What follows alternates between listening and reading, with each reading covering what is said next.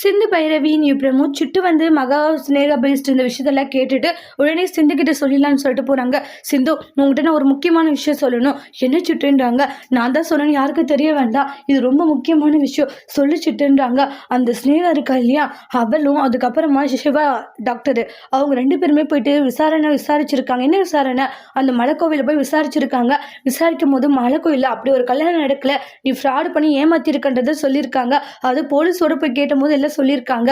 அதனால எல்லா தப்பும் மேலே தான் இருக்குன்ட்டு அந்த ஸ்னேகாவை வந்து போலீஸோட வீட்டுக்கு வந்துட்டு இருக்கா. என்ன சொல்ற சுட்டு அப்படின்னு சிந்து ஷாக் ஆகுறாங்க.